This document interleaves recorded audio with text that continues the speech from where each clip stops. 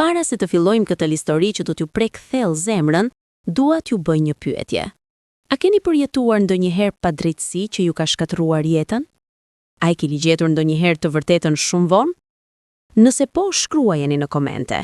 Ndajeni historinë tuaj me ne, sepse sot do të dëgjoni një nga tregjimet më të dhimbshëm dhe më të vërtetë që mund të ndodhi në një familje shqiptare. Qëndroni deri në fund, sepse e vërteta zbulohet ngadalë, cop më cop, dhe çdo sekond do t'ju marrë frymën. Ky është një tregim për dashuri, tradhti, gënjeshtra dhe për fuqinë e të vërtetës që del në shesh edhe pas dekadash. Komentoni çfarë mendoni ndërsa dëgjoni, dhe nëse njihni dikë me histori të ngjashme, shkruajeni më poshtë.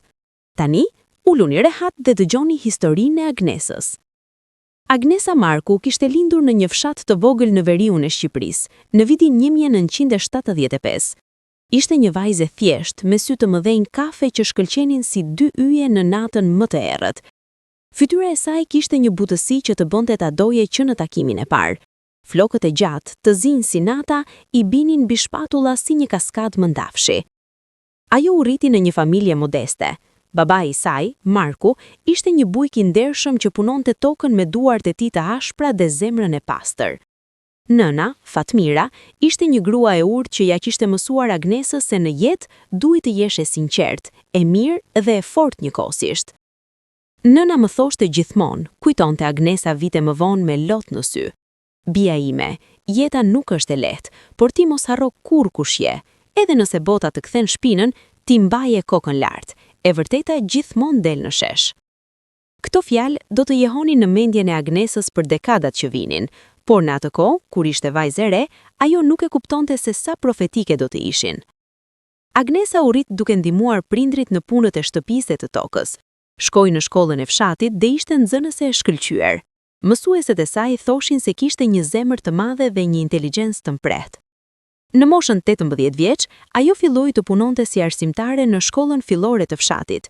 Fëmijët e donin, ajo u fliste me dashuri, u mësonte me durim dhe u kushtonte vëmendje secilit prej tyre sikur të ishin të sajat. Ishte vera e vitit 1995 kur Agnesa e takoi Behardin. Ai kishte ardhur në fshat për një dasëm. Behardi ishte një djalë nga qyteti, nga një familje që konsiderohej e mirë, me para, me emër, me reputacion. Ishte i gjartë, i fortë, me një buzëqeshje që dukej e sigurt dhe sytë që të shikonin drejt për drejt në shpirt.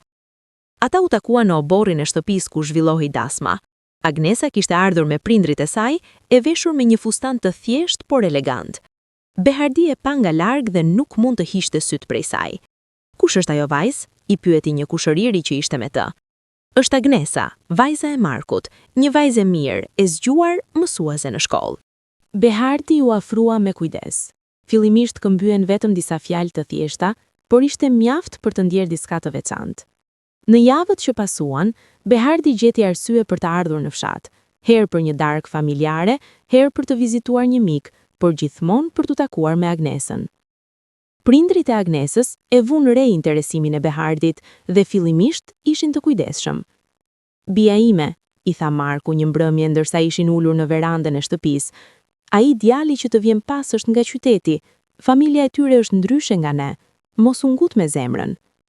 "Baba, e di", I u përgjigj Agnesa me zë të butë, "por ai më respekton, më flet me dashuri, më shikon jo si një vajzë fshatare, por si një grua me vlerë." Fatmira, e cila po dëgjonte nga brenda, doli në verandë. "Behardin e njoh familjen", tha ajo me një ton më të ngrohtë, por ende të kujdesshëm. "Janë njerëz me para, por nuk janë të gjithë të mirë, sidomos nëna e tij, Safete. E kam dëgjuar se është grua e ashpër, që e ka fjalën lig dhe e bën atë që do vetë. Mundohu ta njohësh mirë para se të vendosësh." Por dashuria nuk pyet për këshilla. Agnesa dhe Behardi vazhduan të takoheshin dhe çdo takim ishte më i bukur se I pari. Ai solli lule, I shkruante letra dashurie me shkrimdore, I premtonte një jetë të lumtur. Agnesa e besoi. Zemra e saj e re dhe e pastër nuk pa asnjë shenjë paralajmëruese. Në pranverën e vitit 1996, Behardi erdhi zyrtarisht në shtëpinë e Markut për ta kërkuar dorën e Agnesës. Prindi I Behardit, Shefqeti, ishte një burr I moshuar, me pamje të respektueshme, por të ftohtë. Behardi erdhi me të dhe me 2 kushërinj. Jemi këtu për të kërkuar dorën e Agnesës për djalin ton, Behardin, tha shefqeti me një zë formal. Marku dhe Fatmira u pritën me respekt, por Marku, që ishte njeri i matur, foli me kujdes. Ne e duam vajzën ton më shumë se gjithçka në këtë botë, tha ai. Nëse e martojmë, duam të jemi të sigurt se do të trajtohet me respekt dhe dashuri. A mund të na siguroni këtë? Shefqeti buzëqeshi, por ishte një buzëqeshje e ftohtë. Natyrisht, Agnesa do të jetë si një bie për ne. Por nëna e Behardit, Safete, nuk erdhi në atë takim, dhe kjo ishte shenja e parë paralajmëruese. Martesa u bë në shtator të vitit 1996. Ishte një dasmë e madhe me mbi 200 të ftuar. Agnesa dukej si një mbretëresh në fustan të bardhë, me lot lumturie në sy. Behardi qëndroi pranë saj gjatë gjithë ceremonisë, duke ia mbajtur dorën dhe duke i shikuar me dashuri. Por kur Agnesa hyri në shtëpinë e burrit të saj, e vërteta filloi të zbulohej ngadalë. Safete, vjera e saj, ishte një grua e fortë, me një pamje të rrept dhe me një ton zëri që të bënte të dridheshe. Ajo e priti Agnesën me një buzëqeshje të hollë, por sytë e saj ishin të ftohtë si akulli. "Mirë se erdhe," i tha me një zë që nuk kishte ngrohtësi. "Por kujdes se këtu janë rregullat e mia, nuk jem më në shtëpinë e babait tënd." Agnesa u përpoq të buzëqesh. "Faleminderit nën, do të përpiqem të jem një nuse e mirë." "Nuse e mirë?" Safete e shikoi me një vështrim të ashpër. "Të jesh nuse e mirë do të thotë të punosh, të respektosh dhe të mos flasësh shumë." Ajo javë pas jave, muaj pas muaji, Agnesa filloi të kuptonte se ku kishte hyrë. Safete e trajtonte si shërbëtore. Në mëngjes duhej të ngrihej e para dhe të përgatiste mëngjesin për gjithë familjen. Pastaj të pastronte, të lante, të gatuante drekën dhe darkën. Nuk kishte pushim. Edhe kur ishte e lodhur, Safete gjente diçka për t'u ankuar. "Çaji është i ftohtë, bëje përsëri. Kuzhina nuk është mjaft e pastër, pastro përsëri. Pse je ulur, nuk e punë?" Berhardi shihte gjithçka, por rrallë fliste. Ai ishte i kapur mes nënës dhe gruas së tij. Kur Agnesa i ankohej, ai thoshte: "Ajo është plak, Agnese, është e vështirë për të pranoj ty. Me kalimin e kohës do të ndryshoj." Por koha kalonte dhe asgjë nuk ndryshonte. Përkundrazi, situata bëhej më e keqe. Në vitin 1997, Agnesa mbeti shtatzën. Ishte një lajm i gëzuar për të, por për Safeten ishte vetëm një arsye tjetër për të qenë më e ashpër. "Tani do të bëhesh nën," i tha ajo një ditë me një ton ironik. "Le të shohim nëse di të kujdesesh për një fëmijë, kur nuk di as të kujdesesh për veten." Agnesa nuk u përgjigj. Ajo kishte mësuar të heshtej, të duronte, të besonte se dashuria e saj për Berhardin dhe për fëmijën që po priste do ta shpëtonte. Në mars të vitit 1998, lindi e bia e saj e parë, Eriona. Ishte një bebe e vogël, me sy të mëdhenj si të nënës dhe një zë që të bënte të buzëqeshësh edhe në ditët më të vështira. Agnesa e mbajti në krah dhe i tha: "Vajza ime, ti je e jotja, nëna do të mbrojë gjithmonë kushdo qoftë." Por Safete nuk e la Agnesën të gëzonte as lindjen e vajzës. Ajo hyri në dhomën e spitalit me një fytyrë të paëndër. "Një vajzë?" tha ajo me një ton zhgënjimi. "Pse nuk që një djel? Ne kemi nevojë për djem, jo për vajza."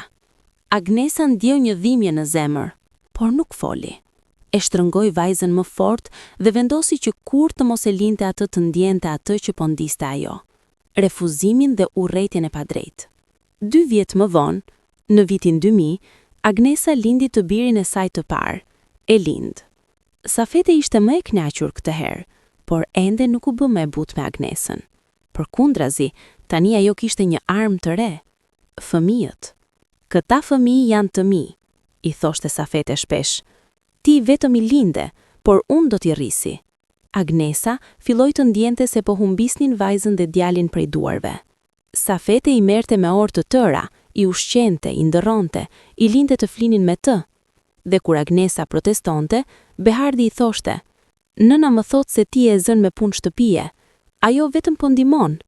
"Por Behardi, ata janë fëmijët e mi," i bërtiste Agnesa me lot në sy. "Unë dua të jem me ta, Unë dua t'i rrisi. Do të jesh, por tani lëri me nënën time. Nuk ka problem. Por kishte problem. Dhe problemi po bëhej gjithnjë më i madh. Në vitin 2003, Agnesa lindi të birin e saj të dytë, Erondin. Ky ishte fëmia i tretë dhe Agnesa besonte se tani, me 3 fëmijë, do të kishte më shumë kontroll dhe dashuri në jetën e saj. Por ajo ishte gabim. Safete tani e trajtonte Agnesën si një armike. Çdo gjë që bënte Agnesa ishte e gabuar.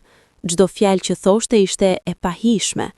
Çdo herë që mundohej t'u afrohej fëmijëve të saj, Safete gjente një mënyrë për ta ndaluar. Një mbrëmje dimri të vitit 2004, Agnesa po i ushqente Erondin kur Safete hyri në dhomë. "Jep ma fëmijën", i tha ajo me një ton urdhërues. "Po ja jap të ngrënë", ju përgjigj Agnesa me zë të butë, duke u përpjekur të mbetej e qetë. "Jep ma fëmijën", thash. Safete e rrëmbeu djalin nga krahët e Agnesës me forcë. Erondi filloi t'i qaj. "Nën, po e lëndon", bërtiti Agnesa duke u ngritur. "Unë e lëndoj", Safete u kthye me një shprehje fytyre plot urrëtie. "Ti e lëndon, duke qenë kaq e paaft, ti nuk di të jesh nën." Agnesa nuk mundi më. Ajo filloi të qaj. "Pse më urren kaq shumë? Çfarë kam bërë unë? Unë vetëm dua të jem me fëmijët e mi. Unë vetëm dua të jem një nën e mirë." "Nën e mirë?" Safete qeshi me përçmim. "Ti nuk je nën e mirë. Ti je një grua e pavlefshme që na solle si mallkim në këtë shtëpi." Behardi hyri në dhomë në atë moment. "Çfarë po ndodh këtu?" pyeti ai. "Pyet e gruan tënde", tha Safete me një ton të prerë. "Ajo po më ofendon." "Unë?" Agnesa e shikoi Behardin me një shpresë të fundit. "Behardi, unë nuk po bëj asgjë. Unë vetëm po doja t'u ushqej Erondin dhe nëna jote ma rrëmbeu." Por Behardi nuk e besoi. "Agnesa, nuk mundesh t'i flasësh kështu nënës sime. Ajo është e moshuar dhe ti duhet ta respektosh." "Respekt?" Agnesa nuk mundi më të mbajë zemërimin. Si mund ta respektoj kur ajo më trajton si një shërbëtore, kur nuk më lë të jem me fëmijët e mi, kur më ofendon çdo ditë? "Mjaft."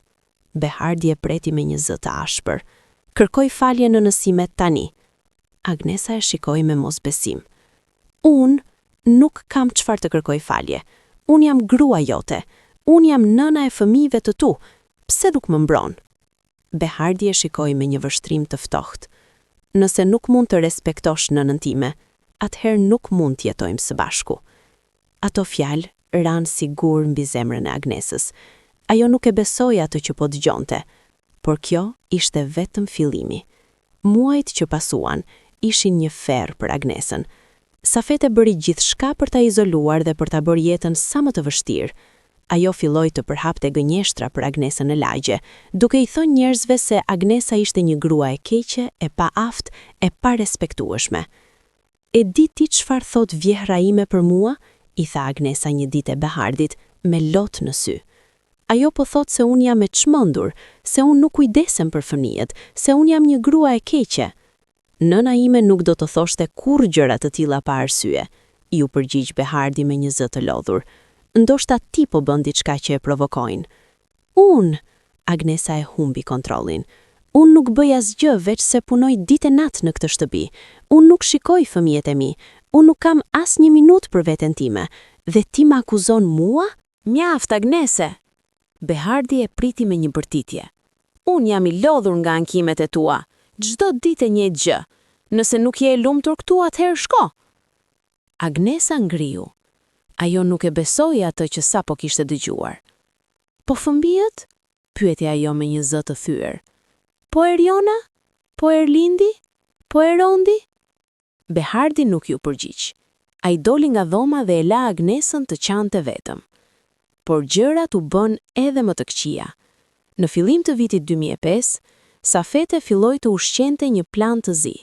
Ajo donte që Agnesa të largohej përgjithmonë nga ajo shtëpi, dhe ajo dinte se si ta bënte këtë. Një mbrëmje, kur Agnesa ishte duke gatuar darkën, Safete hyri në kuzhinë me një fytyrë plot urrëtie. "Ti nuk i do fëmijët e tu", i tha ajo me një zë të ulët, por plot helm. Agnesa u kthye me shpejtësi. "Si guxon të thuash një gjë të tillë? Unë i dua fëmijët e mi më shumë se jetën time." "Jo", tha Safete me një buzëqeshje të keqe. Ti I do veten, ti mendon vetëm për veten, dhe për këtë arsye ti nuk meriton t'i kesh ata. Agnesa ndjeu një frikë të thellë. Çfarë të thua? Safete u afrua më shumë. Po them se fëmijët e tu janë të mit. Unë I kam rritur, unë I kam dashur, dhe ata nuk kanë nevojë për ty. Ti je çmendur, bërtiti Agnesa. Por Safete nuk u ndal. Ne do të shohim kush është e çmendur, do të shohim kush do të mbetet me fëmijët. Dhe ajo doli nga kuzhina, duke lënë Agnesën të dridhej nga frika. Ajo natë, Agnesa nuk fleu. Ajo dinte se diçka e keqe po vinte, por nuk dinte çfarë. Dhe kishte të drejtë ta kishte frikë. Ishte një natë e ftohtë marsi të vitit 2006. Agnesa kishte sapo vënë fëmijët në shtrat.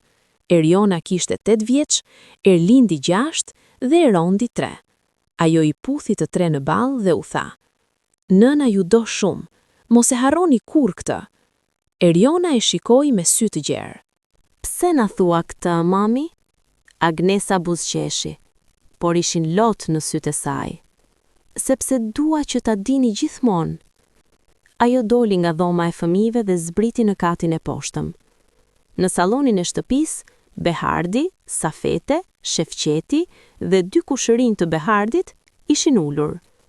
Kur Agnesa hyri, të gjithë e shikuan me një vështrim të ftohtë. "Ulu", I tha Behardi me një zë të ashpër. Agnesa ndjeu se zemra po I rrahte shumë shpejt. "Çfarë po ndodh?" "Po ndodh ajo që duhet të ndodhte prej kohësh", tha Safete me një zë plot kënaqësi. Behardi mori një frym të thellë. "Agnese, ne kemi vendosur, ti nuk mund të jetosh më këtu."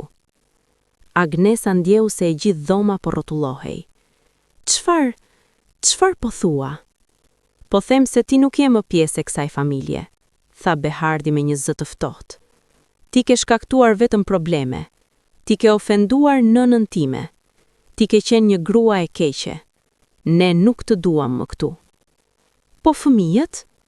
Agnesa e pyeti me një zë të thyer. "Po Eriona, Erlindi, Erondi?" Safete qeshi me një të qeshur të keqe. "Fëmijët janë tanë. Ata do të rriten këtu, me ne, pa ty." "Jo", Agnesa u ngrit me shpejtësi. "Ju nuk mund të ma merrni fëmijët. Ata janë të mi. Unë I kam lindur, unë I kam rritur." "Ti nuk I ke rritur asgjë", tha Safete me përçmim. "Unë I kam rritur, dhe ata do të rriten pa ty." Agnesa u kthye te Behardi me një shpresë të fundit.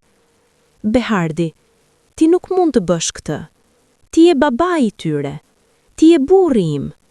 Të lutem, mos lejo që kjo të ndodh." Por Behardi e shikoi me syt plot urrejtje. "Ti nuk je më gruaja ime, dhe ti nuk do t'i shohësh më fëmijët." 2 kushërinjt u ngritën dhe e kapën Agnesën nga krahët. "Jo, ju lutem", bërtiti ajo. "Ju lutem, mos ma merrni fëmijët. Unë do të vdes pa ta." Por askush nuk e dëgjoi. Ata e nxorën me forcë nga shtëpia. Agnesa u përpoq të rezistonte, por nuk kishte fuqi. Ajo bërtiti, qau, u lut, por asgjë nuk ndryshoi. Dhe kur dera u mbyll pas saj, ajo ra në gjunjë në obor dhe qau si asnjëherë më parë në jetën e saj. Brenda shtëpisë, fëmijët e saj kishin dëgjuar zhurmën. Eriona kishte dalë nga dhoma dhe kishte parë nënën e saj duke u tërhequr jashtë. "Mami", bërtiti ajo, por Safete e kapi dhe tërhoqi mbrapsht. "Nëna jote shkoi sepse nuk të donte", I tha ajo me një zë të ftohtë. "Ajo të la, ajo nuk do të kthehet më." Eriona filloi të qaj. "Gënjeshtar, nëna nuk do të më linte kurrë." Por Safete vazhdoi të gënjente, ditë pas dite, javë pas jave, muaj pas muaji, dhe fëmijët të vegjël e të pambrojtur filluan ngadalë ta besonin. Agnesa u kthye në shtëpinë e prindërve në mes të natës, e rënuar, e thyer, e shkatëruar. Kur nëna e saj, Fatmira, e pa në derë, nuk pyeti asgjë. Ajo e përqafoi dhe e la të qante. "Çfarë ndodhi, bia ime?" pyeti Fatmira pas disa minutash. Agnesa nuk mundi të fliste. Ajo thjesht qau dhe qau. Babai I saj, Marku erdhi dhe ul pranë saj me një fytyrë plot dhimbje. Ata ma morën fëmijët, arriti të thot Agnesa me slotve. Ata më hodhën jashtë dhe ma morën fëmijët. Fatmira e shtrëngoi më fort. Ne do të shkojmë nesër dhe do t'i marrim fëmijët. Ne do të shkojmë në polici, ne do të bëjmë gjithçka. Por kur shkuan, ata u përballën me një mur. Safete kishte përgatitur gjithçka. Ajo kishte përhap gënjeshtra se Agnesa ishte një grua e dhunshme, e pabalancuar, e rrezikshme për fëmijët. Ajo kishte paguar njerëz për të dhënë dëshmi të rreme, dhe sistemi, i korruptuar dhe i paaft, i besoi Agnesës. Policia nuk bëri asgjë. Gjykata refuzoi ta dëgjonte Agnesën, dhe Behardi, me paratë dhe lidhjet e familjes së tij, ja doli të mbante fëmijët. Agnesa u përpoq për muaj të tërë. Ajo shkoi çdo ditë para derës së shtëpisë ku ishin fëmijët e saj, por asnjëherë nuk je hapan. Ajo i bërtiste nga rruga. Eriona, Erlind, Erond, nëna juaj ju do, nëna juaj nuk ju la, nëna juaj është këtu. Por asnjëherë nuk erdhi asnjë përgjigje. Brenda shtëpisë, fëmijët e saj ishin duke u mësuar të urrejnë. Safete dhe Behardi u thoshin çdo ditë. Nëna juaj ishte një grua e keqe, ajo nuk ju donte. Ajo ju la sepse donte të kishte jetën e saj. Ajo ishte egoiste. Në fillim, Eriona nuk e besonte. Ajo kujtonte buzëqeshjen e nënës, përqafjet e saj, puthjet në ball. Por me kalimin e kohës, me përsëritjen e vazhdueshme të gënjeshtrave, edhe ajo filloi të dyshonte. Nëse nëna më do, pse nuk vjen të më marr? Pyeste ajo një ditë. Sepse ajo nuk të do, përgjigjej Safete me një zë të ftohtë. Ajo të harroi. Dhe kështu, fëmijë pas fëmije, ata filluan të besonin. Vitet kaluan dhe Agnesa jetonte në një dhimbje që nuk përshkruhej dot me fjalë. Çdo mëngjes zgjohej me shpresën se do t'i shihte fëmijët. Çdo natë flinte me lot në sy. Ajo punoi punë të ndryshme për të mbijetuar, pastronte shtëpi, shifte në treg, bënte çdo gjë që i dilte, por asgjë nuk e lehtësonte dhimbjen. Prindrit e saj u përpoqën ta ngushëllonin, por çfarë mund të thoshin? Asnjë fjalë nuk mund ta shëronte atë që Agnesa po vuante. Në vitin 2010, Fatmira, nëna e Agnesës, vdiq nga një sëmundje e rëndë. Para se të vdiste, ajo e thirri Agnesën pranë shtratit. Bia ime, i tha me një zë të dobët, mos e harro kurrë se ti je një grua e fortë. Mos harro se fëmijët e tu një ditë do të mësojnë të vërtetën, dhe kur ajo ditë të vi, ti duhet të jesh e fortë për t'i pritur. Agnesa qau mbi shtratin e saj. Por çfarë nëse ata nuk duan të më njohin? Çfarë nëse ata më urrejnë? Fatmira e shikoi me syt plot dashuri. Dashuria e një nëne nuk vdes kurrë, bia ime. Edhe nëse ata të urrejnë, ti do t'i duash, dhe kjo dashuri do t'i shpëtoj. Dhe ajo vdiq atë natë, duke e lënë Agnesën edhe më të vetmuar. 2 vjet më vonë, në vitin 2012, edhe Marku vdiq. Tani Agnesa ishte krejtësisht vetëm, por ajo nuk dha dorëheqjen. Ajo vazhdoi të shkruante letra fëmijëve të saj, edhe pse dinte që ato nuk do ua jepnin kurrë. Ajo vazhdoi të shpresonte, të lutej, të besonte se një ditë do të takohen. Ajo shkruante: Eriona e dashur, Erlindi dashur, Erondi dashur. Nëna juaj nuk ju ka harruar. Nëna juaj jeton çdo ditë me dhimbjen e mungesës suaj. Unë nuk ju lash, unë nuk ju braktisa. Unë u detyrua të largohem, por dashuria ime për ju nuk ka ndryshuar as një sekond. Një ditë, kur të jeni të rritur, do të kuptoni, dhe unë do të jem këtu, duke pritur. Me dashuri të pafund, nëna juaj, Agnesa. Por ato letra nuk u lexuan kurrë nga fëmijët. Ato mbetën të fshehura në një kuti në shtëpinë ku Agnesa jetonte vetëm. Ndërkohë në shtëpinë e Behardit, fëmijët po rriteshin.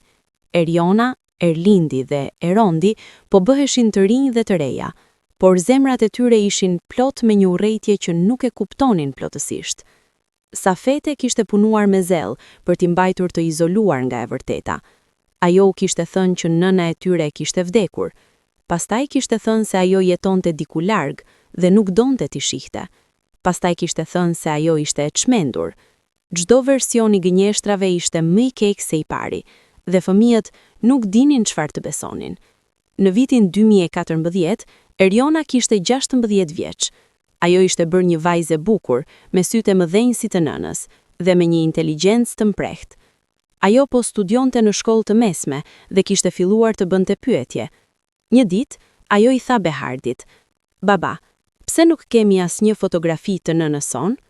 Behardi u ngrit nga tavolina ku po hante. "Sepse nuk ka nevojë," tha me një zë të ashpër. "Por pse?" insistoi Eriona. "Çdo fëmijë ka të paktën një fotografi të nënës së tij." "Mjaft," bërtiti Behardi. "Mos e përmend më atë grua në këtë shtëpi." Eriona u friksua, por nuk e harroi.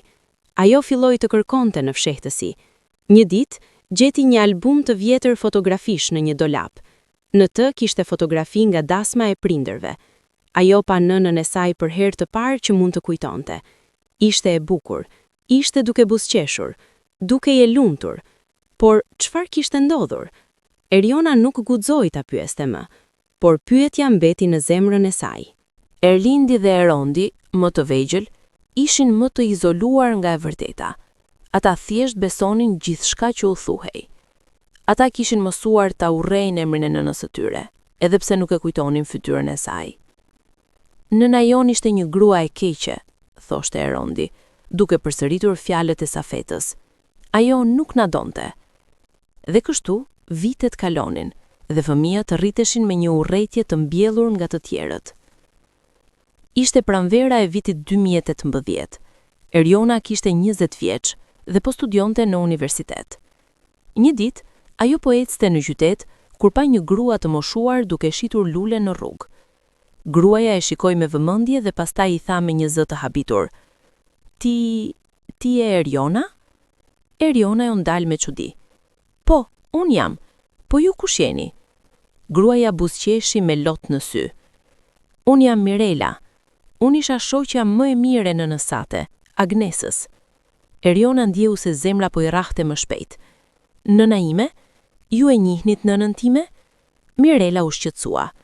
"Sigurisht që e njihja. Ne ishim shoqe që kur ishim vajza. Po çfarë po ndodh? Ku është Agnesa? Pse nuk është me ty?" Eriona u ngatërua. "Nëna ime, ajo na la kur ishim të vegjël. Na tha babai dhe gjyshja. Ata thanë se ajo nuk na donte." Mirela e shikoi me një shprehje tronditjeje. Çfarë? Çfarë po thoni?" Mirela e kapi nga dora dhe e çoi në një bank afër. "Bia ime, nëna jote nuk ju la kurrë. Ajo ju donte më shumë se jetën e saj. Ajo u detyrua të largohej nga familja e burrit të saj. Ata ja morën fëmijët me forcë. Unë isha atje kur ajo erdhi te prindrit e saj në mes të natës, e rënuar duke qarë. Unë e pash atë duke u përpjekur për vite të tëra të ju takoj, por ata nuk ja hapën kurrë derën." Eriona nuk mundi të fliste. Ajo thjesht dëgjonte, me lotë që filluan të rrjedhin nga sytë e saj. "Nëna jote shkroi letra për ju çdo javë, ajo punoi punë të vështira për të mbijetuar, por asnjëherë nuk ju harroi. Ajo ju deshi çdo sekond të jetës së saj, dhe ti më thua se të kanë thënë se ajo nuk ju donte?"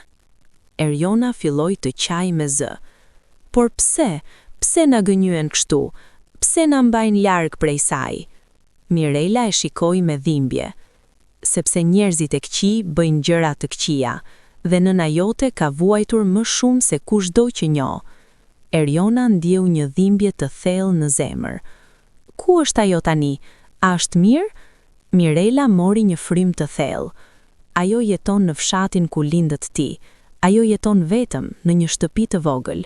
Unë e vizitoj her pas here, por ajo nuk është mirë, Eriona.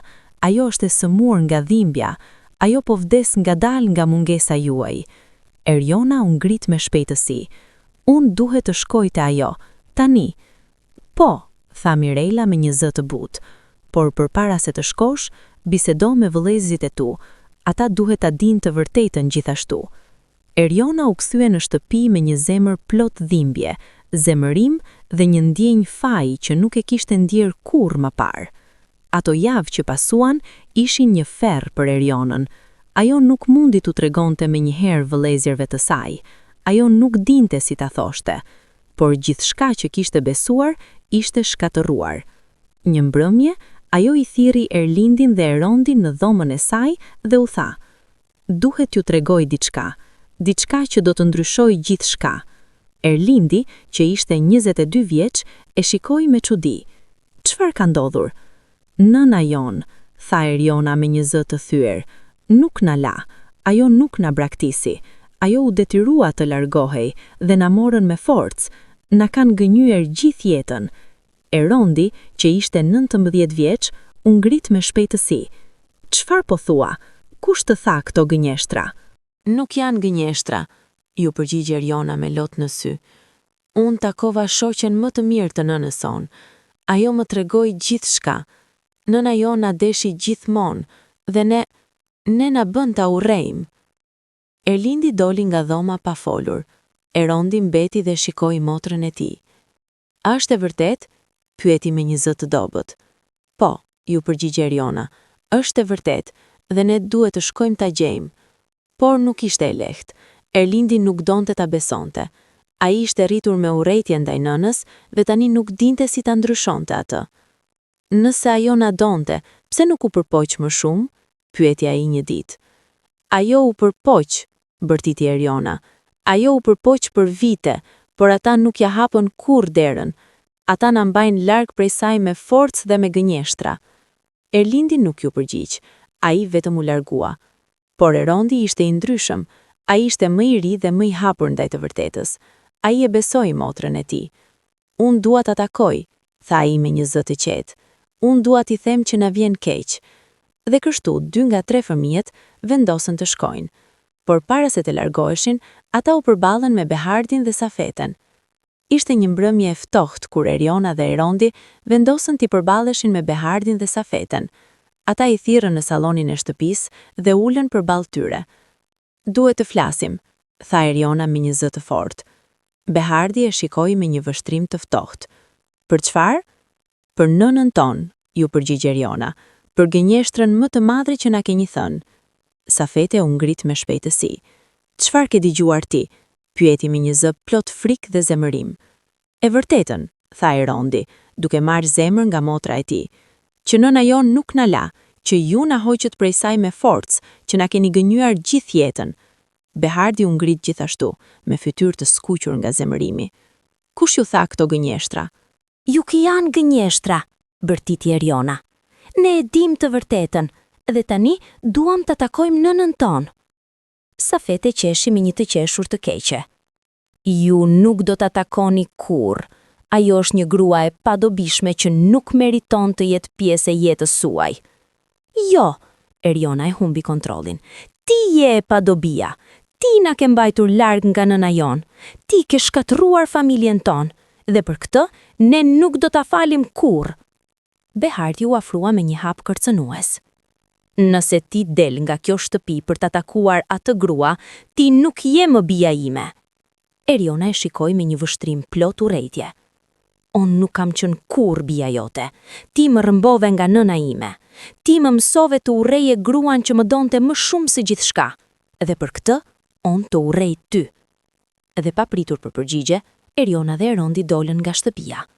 Erlindi mbeti brenda. Ai ende nuk ishte gati. Eriona dhe Erondi udhëtuan drejt fshatit ku jetonte nëna e tyre. Ishte një udhëtim i gjatë, plot me heshtje dhe lot. Asnjëri nuk fliste shumë. Të dy mendonin për gjithçka që kishin humbur, për vitet që nuk mund t'i kthenin, për dhimbjen që kishin shkaktuar pa e ditur. "Çfarë do t'i them?" pyeti Erondi në një moment, me një zë të thyer. Eriona e shikoi me lot në sy. "Nuk e di, por duhet t'i themi të vërtetën. Duhet t'i themi që na vjen keq, që na kanë gënyer, që ne nuk dinim." "Por, a do të na fal?" pyeti Erondi me një zë plot frikë. Eriona nuk ju përgjigj. Ajo nuk dinte. Kur arritën në fshat, ishte mbrëmje. Ata pyetën njerëz për Agnesën dhe të gjithë e njihnin. "Ajo jeton në atë shtëpinë e vogël aty," tha një plak, duke treguar një shtëpi të vjetër në skajin e fshatit. "Ajo është një grua e mirë, por shumë e vetmuar. Asnjëri nuk e viziton. Ajo ka vuajtur shumë. Eriona dhe Erondi ecën drejt shtëpisë me zemra që rrahnin si të çmendura. Kur arritën para derës, ata ndaluan. "A je gati?" pyeti Eriona.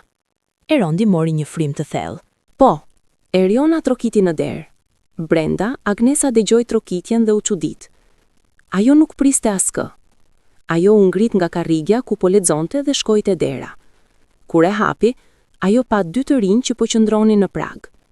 Për një moment, ajo nuk kuptoi, por pastaj sytë e saj u gjerësuan. Eriona? Erond? Ajo nuk mundi të besonte. Pas 20 vjetësh, fëmijët e saj ishin aty, para derës së saj. Eriona filloi të qaj. "Mami!" Dhe Agnesa, që kishte pritur këtë moment për vite të tëra, ra në gjunjë dhe filloi të qaj me zë. "Fëmijët e mi, fëmijët e mi." Eriona dhe Erondi hynë dhe përqafuan nënën e tyre për herë të parë që mund të kujtonin. Dhe në atë moment, dhimbja e viteve të tëra doli në formën e lotëve që nuk pushonin. Ata qëndruan të përqafuar për minuta të tëra. Askush nuk fliste, vetëm lotë dhe përqafime që nuk mjaftonin për të shprehur gjithçka që ndjenin. Në fund, Agnesa i çoi brenda dhe i uli në tavolinë. Ajo nuk mundi të fliste për disa minuta. Ajo thjesht i shikonte, duke u siguruar se ata ishin të vërtet, se nuk ishte një ëndër. "A jeni vërtet ju?" pyeti me një zë të thyer. "Po, mami," ju përgjigj Eriona duke qarë. "Jemi ne, dhe na vjen aq keq për gjithçka." Agnesa tundi kokën. "Ju nuk keni çfarë të keqardheni. Ju nuk ditni, ju ishit fëmijë, ju u gënjyen." "Por ne të urrejmë," bërtiti Erondi me zë.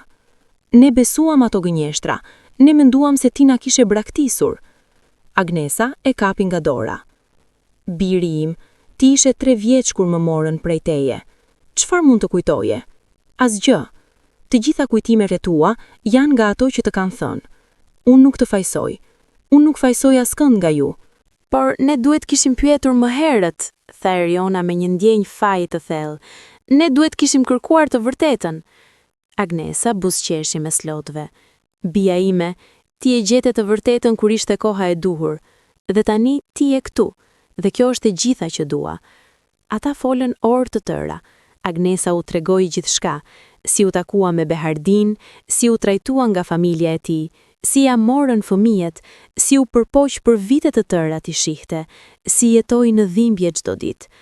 Eriona dhe Erondi dëgjuan me zemra të thyera. "Ne nuk dinim asgjë," tha Eriona me zë të thyer. "Ata na thanë që ti ishe e keqe, që ti nuk na doje, që ti na kishe lënë." Agnesa qau përsëri. "Unë nuk ju lash kurrë, unë do t'ju lija jetën time para se t'ju lija juve." Dhe ajo u tregoi letrat që kishte shkruar për ta çdo javë, për 20 vjet, letra që asnjëherë nuk ishin dërguar, por që ishin shkruar me një dashuri që nuk kishte pushuar kurrë. Eriona dhe Erondi i lexuan disa prej tyre dhe qanë edhe më shumë. "Ne kemi humbur aq shumë kohë," tha Eriona me një zë plot dhimbje. 20 vjet që nuk mund t'i kthejmë." "Por ne kemi tani," tha Agnesa, duke i shikuar me dashuri. "Dhe çdo ditë nga tani e tutje do t'jetë një bekim." Ata qëndruan me nënën e tyre atë natë, dhe për herë të parë në 20 vjet, Agnesa flinte e lumtur. Por historia nuk kishte mbaruar, sepse kishte ende një fëmijë që nuk kishte ardhur. Erlindi. Ditët që pasuan, Eriona dhe Erondi u kthyen te Erlindi për ta bindur të vinte me ta. "Vëlla, ti duhet ta takosh nënën," i tha Eriona një ditë. Por Erlindi tundi kokën. "Unë nuk e njoh atë. Unë nuk e kujtoj. Për mua, ajo është një e huaj." "Por ajo nuk është e huaj," insistoi Erondi. "Ajo është nëna jon, ajo na do, ajo ka vuajtur për ne." Erlindi e shikoi me një vështrim të ftohtë. "Nëse ajo na donte, do të kishte luftuar më shumë, do të kishte gjetur një mënyrë." Eriona e humbi durimin. Ajo luftoi, ajo u përpoq për vite, për ata nuk ja hapën kur derën, ti e duke besuar gënjeshtrën e tyre ende. Por Erlindi nuk u bind. Ai qëndroi në shtëpinë e Behardit dhe e refuzoi të shkonte. Eriona dhe Erondi ishin të shkatëruar, por nuk dhanë dorëheqjen. Ata vazhduan të shkonin te nëna e tyre çdo javë, duke marrë me vete histori, duke ndarë momente, duke ndërtuar një lidhje që ishte shkëputur për 20 vjet. por Erlindi mbeti larg. Behardi dhe Safete ishin të kënaqur, ata ende kishin një fëmijë që e kontrollonin, por brenda Erlindi diçka po ndryshonte. Një ditë, ai gjeti një kuti të vjetër në dollap. Brende ishte një letër e shkruar me shkrim dore. Ishte nga Agnesa, e shkruar shumë vite më parë.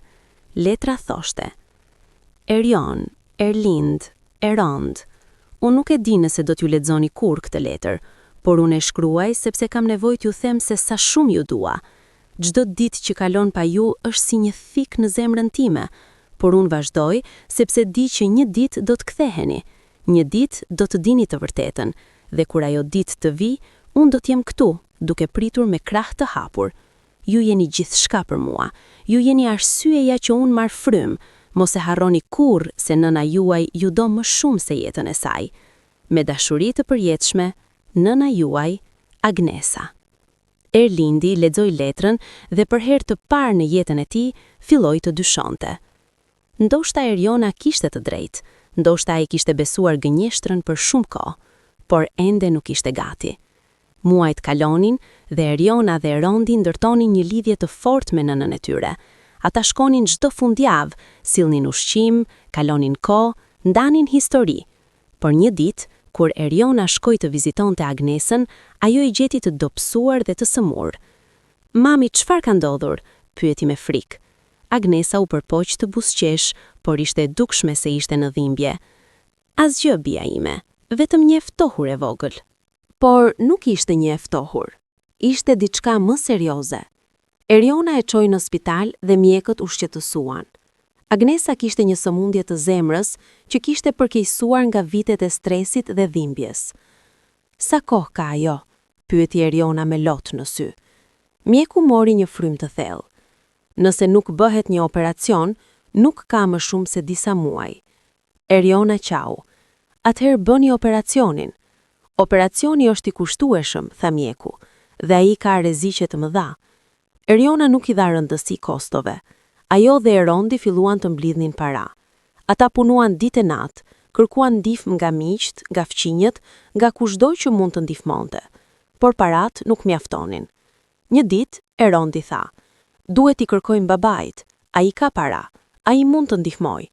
Eriona tundi kokën. "Ai nuk do të ndihmoj, ai e urren nënën tonë." "Por duhet të provoj," insistoi Erondi. Dhe kështu, ai shkoi te Behardi. Erondi hyri në shtëpinë ku kishte rritur dhe gjeti Behardin duke lexuar gazetën në sallon. "Baba, duhet të flas me ty," tha ai me një zë të qetë.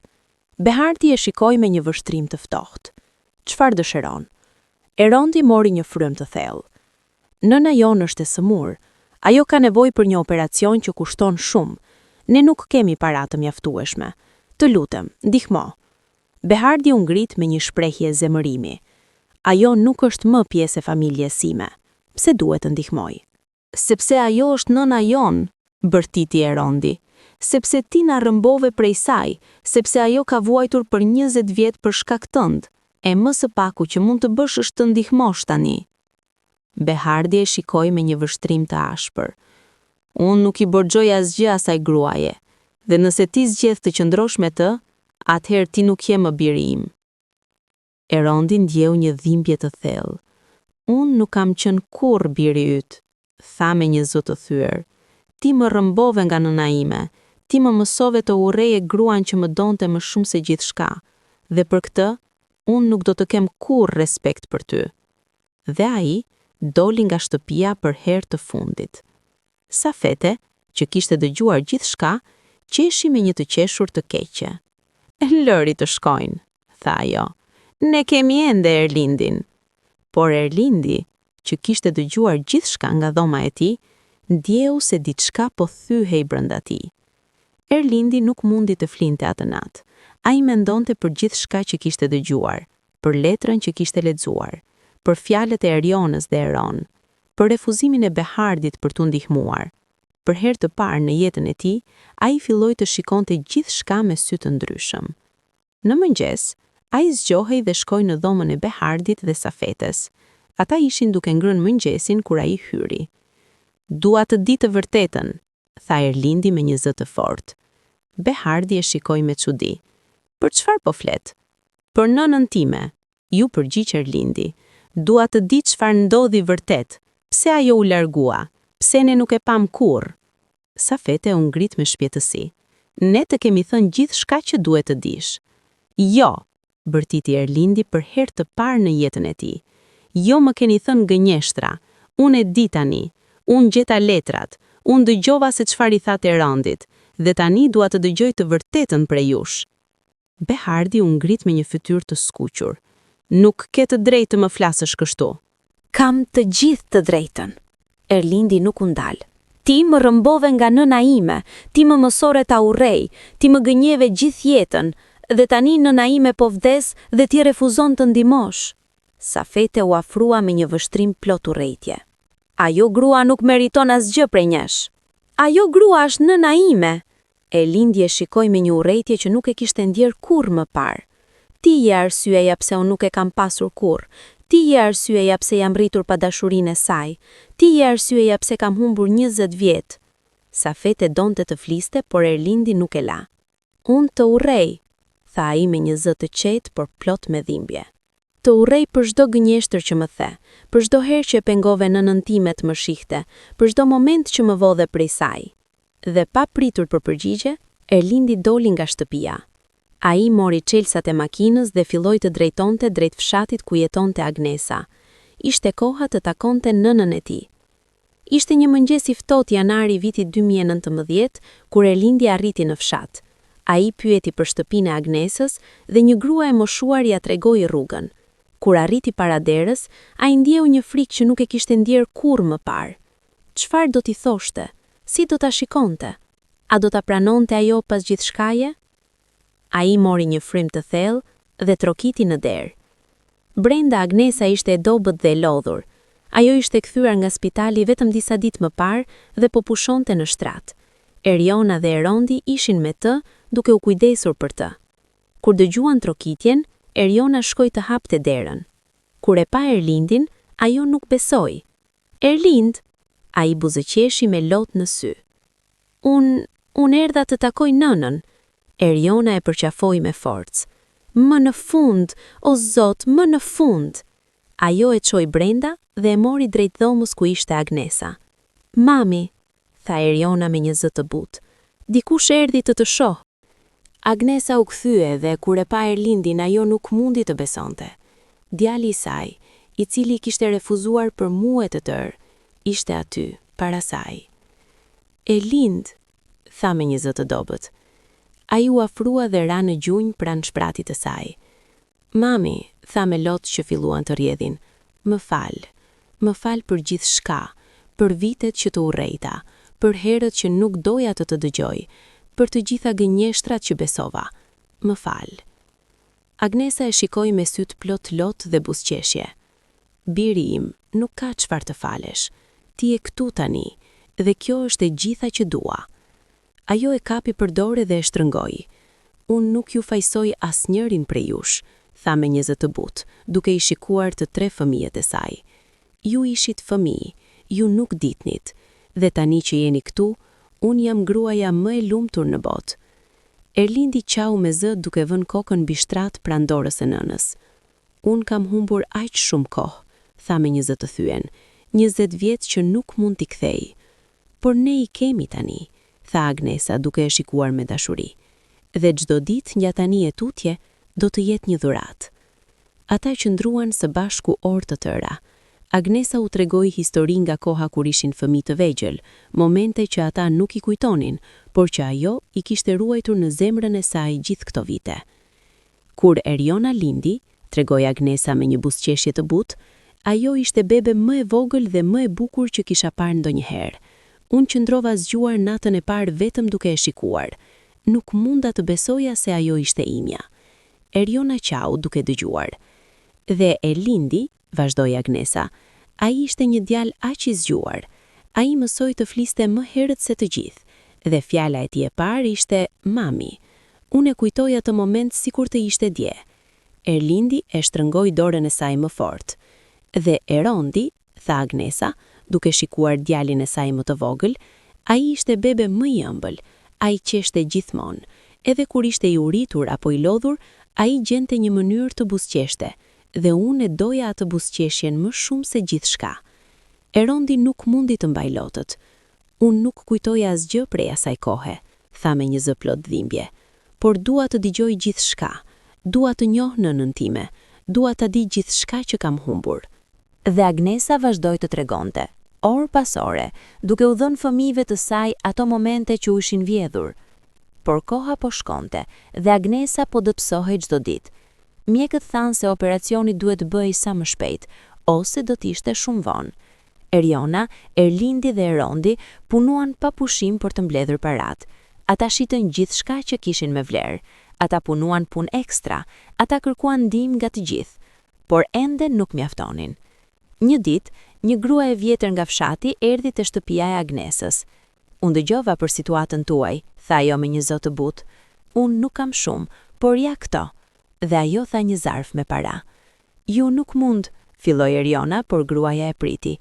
Agnesa më ndihmoi kur askush tjetër nuk e bëri. Kur djali im ishte i sëmur dhe nuk isha para për ilaçe, ajo më dha gjithçka që kishte. Tani është radha ime. Dhe kështu, njëri pas tjetrit, njerëzit e fshatit filluan të kontribonin.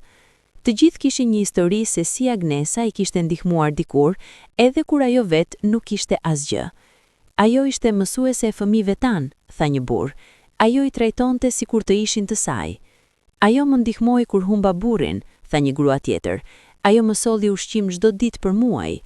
Ajo është një nga njerëzit më të mirë që kemi njohur, tha një plak, dhe ne nuk do ta lëmë të vdes. Dhe në fund, parat u mblodhen. Operacioni mund të bëhej. Ishte shkurt i vitit 2019, kur Agnesa hyri në operacion. Fëmijët e saj pritnin jashtë dhomës së operacionit me zemra që rrahnin si të çmendura. Eriona nuk mundi të qëndronte ulur. Ajo ecte përpara e prapa, duke u lutur me zë të ulët. Ajo duhet të jetoj, thoshte ajo. Ajo duhet të jetoj. Ne sapo e gjetëm, ne nuk mund ta humbasim tani. Erlindi ishte ulur me kokën në duar. Çfarë nëse diçka shkon gabim? Pyeti me një zë të thyer. Çfarë nëse ne nuk e shikojmë më? Mos mendo kështu, tha Rondi, duke u përpjekur të ishte i fortë. Ajo është një grua e fortë. Ajo ka mbijetuar gjithçka. Ajo do të mbjetuaj edhe këtë. Orët kaluan si shekuj. Çdo minutë ishte një ferr. Çdo sekond ishte një dhimbje. Dhe më në fund, pas 4 orësh, mjeku doli nga dhoma e operacionit. Fëmijët u ngritën të tre me shpejtësi. Si është ajo? Pyeti Eriona me frymë të prerë. Mjeku buzëqeshi. Operacioni shkoi mirë.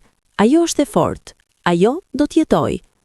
Eriona, Erlindi dhe Rondi filluan të qajnë nga lumturia.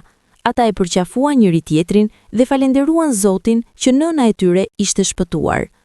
Kur Agnesa u zgjua disa orë më vonë, gjëja e parë që pa ishte fytyrën e 3 fëmijëve të saj. Ju jeni këtu, tha ajo me një zë të dobët, por plot lumturi. Sigurisht që jemi këtu, tha Eriona duke e puthur në ball, dhe nuk do të shkojmë kurrë. Agnesa buzëqeshi me lot në sy. Unë kam pritur 20 vjet për këtë moment, tha ajo. Dhe tani që është këtu, unë jam gruaja më e lumtur në botë. Javët që pasuan ishin të vështira. Agnesa ishte duke u shëruar nga operacioni dhe kishte nevojë për kujdes konstant. Fëmijët e saj u kthyen nga qyteti dhe u vendosën në fshat për të qenë pranë saj. Eriona mori pushim nga puna dhe qëndroi me nënën çdo ditë. Ajo e ushqente, e ndihmonte të lëvizte, lexonte për të, fliste me të për orë të tëra.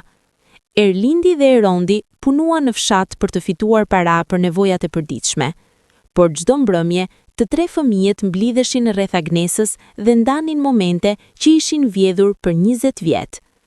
Një mbrëmje, Agnesa i thirri të 3 dhe u tha: "Unë duhet t'ju tregoj diçka." Ata u ulën pranë saj me vëmendje. Kur ju humba, filloi Agnesa me një zë të thyer, unë mendova se jeta ime kishte mbaruar. Unë mendova se nuk kishte më kuptim të jetoj.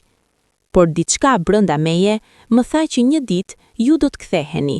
Një ditë e vërteta do të dilte në shesh. Dhe kjo shpresë më mbajti gjallë. Ajo i shikoi me lot në sy. Dhe tani që jeni këtu, unë kuptoj se çdo dhimbje, çdo lot, çdo natë e vetmuar kishte kuptim, sepse ju jeni këtu tani, dhe unë nuk do të kërkoja asgjë më shumë. Eriona e përqafoi. Ne do t'jemi gjithmonë këtu tani, mami. Asnjëherë më nuk do të ndahemi. Erlindi dhe Rondi u përqafuan gjithashtu, dhe për herë të parë në 20 vjet, Agnesa ndjeu se familja e saj ishte e plot. Por kishte ende një çështje që duhej zgjidhur: Behardi dhe Safete. Eriona, Erlindi dhe Rondi vendosën se ishte koha për një ballafaqim të fundit, jo për hakmarrje, por për mbyllje. Në mars të vitit 2019, ata shkuan në shtëpinë ku kishin rritur. Behardi dhe Safete ishin aty, por tani ata dukeshin më të vjetër, më të dobët, më të trishtuar. Pse erdhët këtu? Pyeti Behardi me një zë të lodhur. Erdhëm për t'ju thënë se çfarë keni bërë, tha Eriona me një zë të qetë por të fortë. Ju na rrëmbuat nga nëna jon, ju na mësuat ta urrejmë, ju na gënjyet gjithë jetën, dhe për këtë ne nuk do t'ju falim kurrë. Safete donte të fliste, por Erlindi e priti. Ju na vodhët 20 vjet, tha ai me një zë plot dhimbje. 20 vjet që nuk mund t'i kthejmë. 20 vjet që nëna jon jetoi në ferr për shkak tuajin. Rondi shikoi Behardin me një vështrim plot zhvënjim. Ti ishe babai im, tha ai me një zë të thyer. Unë të besoja, por ti nuk më mësove se si të dua. Ti më mësove se si të gënjej, se si të urrej, se si të jemi pa dobët. Behardi ulur kokën. Për herë të parë në jetën e tij, ai ndjeu një ndjenjë faji të thellë. Unë bëra atë që mendova se ishte e drejta, tha me një zë të dobët. Jo, bërtiti Eriona, ti nuk bëre atë që ishte e drejtë. Ti bëre atë që donte nëna jote, ti bëre atë që të bënte të ndiheshe i fortë, por në të vërtetë ti ishe i dobët, sepse një burr i fortë do të kishte mbrojtur familjen e tij. Një burr i fortë do të kishte qëndruar pranë gruas së tij. Por ti nuk ishe i fortë. Ti ishe një familje që bënte gjithçka që i thoshte nëna. Behardi ngriti syt me lot. Më falni, tha për herë të parë. Më falni për gjithçka. Por Eriona tundi kokën. Ne nuk do të falim, jo sepse jemi të këqinj, por sepse ti nuk e meriton faljen. Ti ke shkatruar jetën e nënës son, ti na ke vjedhur fëmijërinë, dhe për këtë ti do të jetosh me atë faj për pjesën tjetër të jetës sonte. Dhe me këto fjalë, të tre familjet u kthyen dhe dolën nga shtëpia për herë të fundit. Behardi mbeti ulur në sallon, duke qarë për herë të parë në jetën e tij.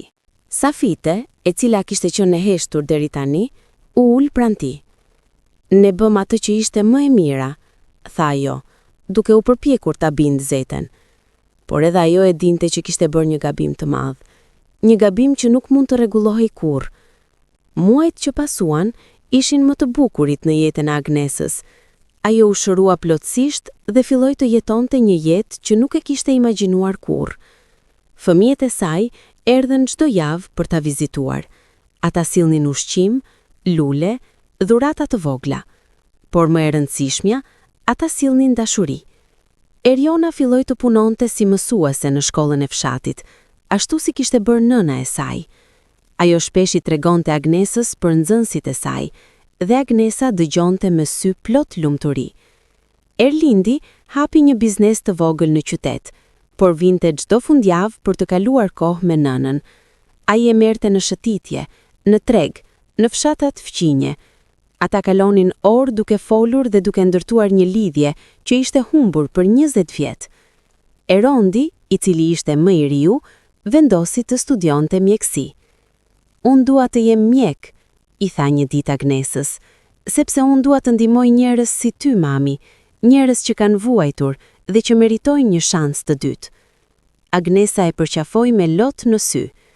Biri im, ti do të jesh një mjek i shkëlqyer, sepse ti ke një zemër të madhe. Dhe kështu, jeta e Agnesës filloi të ndryshonte. Ajo nuk ishte më e vetmuar, ajo nuk ishte më e trishtuar, ajo kishte fëmijët e saj përsëri. Në ver të vitit 2019, Eriona propozoi një ide. Mami, ne nuk kemi festuar kur një ditëlindje së bashku, tha ajo. Ditëlindja jote është në gusht, le ta festojmë këtë vit. Agnesa buzëqeshi. Unë nuk kam nevojë për festa, unë kam ju, dhe kjo është festa më e madhe. Por Eriona insistoi. Jo, mami, ne duam ta festojmë. Ne duam t'ju tregojmë sa shumë ju duam. Ju meritoni një festë të bukur. Dhe kështu, në gusht të vitit 2019, për ditëlindjen e Agnesës, fëmijët organizuan një festë të vogël në oborrin e shtëpisë. Ata ftuan të gjithë njerëzit e fshatit që kishin ndihmuar. Ata gatuan ushqim të shijshëm, vendosën lule kudo dhe bën një ambient të bukur. Kur Agnesa doli dhe pa gjithçka, ajo nuk mundi të besante. Mos lejoni askët ju largoj nga njerëzit që doni. Luftoni për ta. Dhe kur mos harroni se dashuria e një nëne është më e forta gjë në botë. Asgjë nuk mund ta shkatërrojë. Ju jeni fëmijët e mi. Ju jeni zemra ime dhe unë do t'ju dua përgjithmonë. Me dashuri të pafund, nëna juaj Agnesa. Kur ajo mbaroi, të tre fëmijët ishin duke qarë. Ne të duam kaq shumë, mami, tha Eriona me slodve. Dhe ne nuk do të lëm kurrë më, shtoi Erlindi. Ne do t'jemi gjithmonë këtu, tha Erondi duke e përqafuar. Dhe në atë moment, Agnesa ndjeu se gjithçka që kishte vuajtur kishte kuptim, sepse në fund dashuria kishte fituar. Vitet kalonin dhe jeta e Agnesës bëhej gjithnjë e më e bukur. Ajo pa Erionën duke u martuar me një djalë të mirë dhe duke lindur 2 fëmijë, një vajzë dhe një djalë. Agnesa u bë gjyshe dhe kjo ishte një nga lumturitë më të mëdha të jetës së saj. Unë kam humbur fëmijërinë tuaj, i tha një ditë Erionës, duke mbajtur mbesën në krah. Por nuk do të humbas asnjë moment të fëmijëve të tu. Erlindi u bë një biznesmen i suksesshëm dhe ndihmoi Agnesën financiarisht. Ai i bleu një shtëpi të re, më të madhe dhe më të rehatshme. Agnesa protestoi në fillim, por Erlindi insistoi. Ti ke jetuar për 20 vjet në dhimbje, tani është koha të jetosh në rehati. Erondi përfundoi studimet e mjekësisë dhe u bë mjek në spitalin në qytetit. Ai specializoi në kardiologji, të frymëzuar nga operacioni që kishte shpëtuar nënën e tij. Çdo pacient që shpëtoi, i tha një ditë Agnesës, është një mënyrë për t'i falendëruar mjekët që të shpëtuan ty. Agnesa i shikonte fëmijët e saj duke u rritur, duke u zhvilluar, duke u bërë njerëz të mrekullueshëm, dhe ndjeu një krenari që nuk mund të përshkruhej me fjalë. Ndërkohë, Behardi jetonte në një ferr të vetkrijuar. Pas largimit të fëmijëve, ai mbeti vetëm me Safetën, e cila po plakej dhe po bëhej gjithnjë e më e hidhur. Ai u përpoq disa herë t'i kontaktonte fëmijët, por ata refuzuan çdo herë. Ti na vodhe 20 vjet, i tha Eriona një herë në telefon. Çdo të duash tani. Unë dua t'ju kërkoj falje, tha Behardi me një zë të thyer. Falje nuk e heq dhimbjen, ju përgjigj Eriona me një zë të ftohtë, dhe nuk e kthen kohën. Dhe ajo e mbylli telefonin. Behardi jetoi me atë faj për pjesën tjetër të jetës së tij. Ai u bë i sëmur nga stresi dhe pendimi. Ai shpesh shikonte fotografitë e vjetra të fëmijëve dhe qante për atë që kishte humbur. Safet e vdiq në vitin 2021, e vetmuar dhe e urryer nga të gjithë. Në funeral, asnjë nga fëmijët nuk shkoi. Unë nuk mund të shkoj, i tha Eriona Erlindit, ajo nuk meriton lotët tanë. Dhe asnjëri nuk shkoi. Behardi mbeti krejtësisht vetëm. Ai jetonte në shtëpinë e madhe, por tani ajo ishte e zbrazët, e ftohtë, e pajet. Ai kuptoi shumë vonë se paratë dhe reputacioni nuk kishin kuptim pa familje. Në vitin 2023, Behardi u sëmur rënd.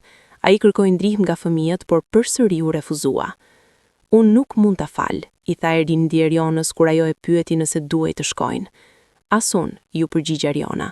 Por le t'i pyesim nënën. Vendimi është i saj. Kur ja treguan Agnesës që Behardi ishte i sëmur dhe po kërkonte të shikonte fëmijët, ajo ul në heshtje për disa minuta. Çfarë mendon mami? Pyeti Erondi me kujdes. Agnesa mori një frym të thellë. Unë kam vuajtur 20 vjet për shkak të tij, tha me një zë të qetë. Por unë nuk jam si ai. Unë nuk do të jem e ashpër kur dikush po vuan, edhe nëse ai person më ka bërë keq. Ajo i shikoi fëmijët e saj me një shprehje të butë, por vendimi nuk është im. Është juaj. Ai është babai juaj biologjik. Nëse doni të shkoni, shkoni. Nëse nuk doni, mos shkoni. Unë nuk do t'ju gjykoj për asnjërin prej zgjedhjeve. Eriona, Erlindi dhe Erondi biseduan mes tyre dhe në fund vendosën të shkojnë. Jo për Behardin, por për të mbyllur atë kapitull përgjithmonë. Kur arritën në spital, Behardi ishte i dobët, i bardhur, pothuajse i panjohur.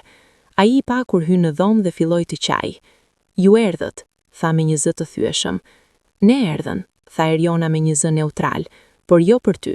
Erdhën për veten tonë, për të mbyllur këtë kapitull. Behardi u përpoq të flas, por nuk kishte forcë. Erlindi u afrua më pranë. Ti na navu dhe fëmjerin, tha me një zë të qetë, por të fortë. Ti na mësove të urrejmë nënën tonë, ti na gënjeve çdo ditë, dhe për këtë, ne kurrë nuk do të falim. Behardi qau më shumë.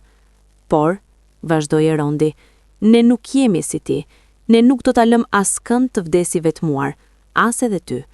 Jo sepse e meriton, por sepse ne jemi njerëz më të mirë se ti.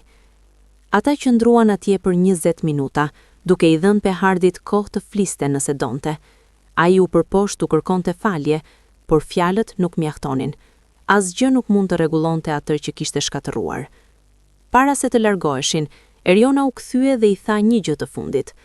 Nëna jon jetoi 20 vjet në ferr për shkak tënd, por ajo është gruaja më e fortë që kemi njohur, dhe ne jemi krenar që jemi fëmijët e saj, jo të tut. Dhe me këto fjalë, ata dolën dhe nuk u kthyen kurrë më. Behardi vdiq 3 javë më vonë, i vetmuar dhe plot pendim. Në funeralin e tij, vetëm disa kushërinj të largët erdhën, fëmijët e tij nuk ishin atje. Pjesa 29. Jeta e plot e Agnesës.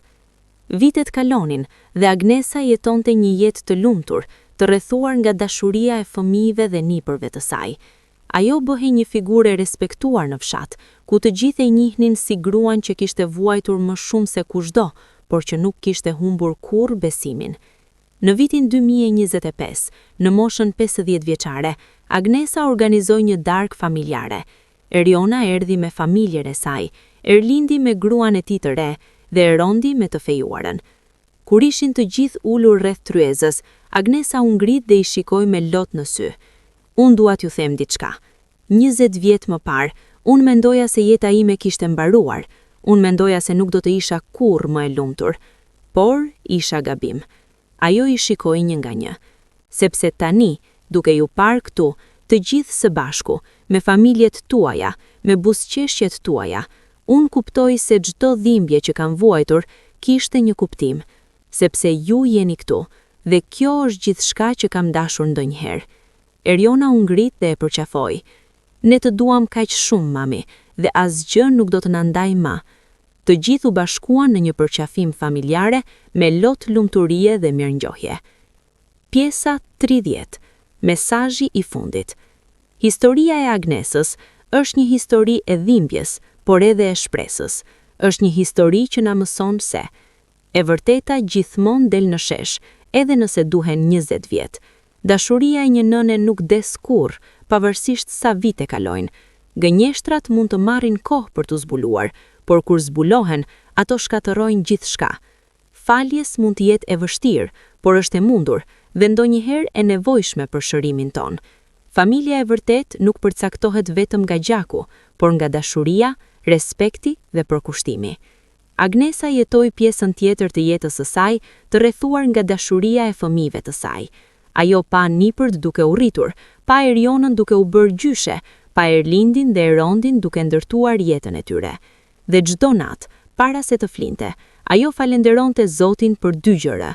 E para, për fuqinë që i dha të mbijetonte 20 vjet të dhimbjes, dhe e dyta, për të vërtetën që më në fund doli në shesh dhe që i solli fëmijët e saj përsëri në jetën e saj. Sot Agnesa Marku është 50 vjeç. Ajo jeton në një shtëpi të bukur në fshat, të rrethuar nga familja e saj. Çdo fundjavë, fëmijët e saj vinë për drekë familjare. Shtëpia mbushet me të qeshura, histori dhe dashuri. Kur pyetet se si ai dali të mbijetonte, Agnesa thot: "Unë mbijetova sepse kisha një arsye, fëmijët e mi. Edhe kur nuk i shihja, unë i dija që një ditë do të takohesha me ta përsëri, dhe ajo shpresë më mbajti gjallë." Historia e saj është një kujtesë për të gjithë ne, se kurrë mos besoni gënjeshtra pa i vërtetuar, kurrë mos i ndani fëmijët nga prindrit e tyre pa arsye të vërteta, dhe kurrë mos nënvlerësoni fuqinë e dashurisë së një nëne, sepse siç tregoi Agnesa, dashuria e vërtet nuk des kurrë, edhe nëse duhet të presësh 20 vjet që ajo të fitojë. Nëse kjo histori ju preku, shkruani në komente. Nëse njihni dika me një histori të ngjashme, ndajeni, sepse sa më shumë që flasim për të vërtetën, aq më pak njerëz do të vuajnë në heshtje. E vërteta gjithmonë del në shesh, gjithmonë.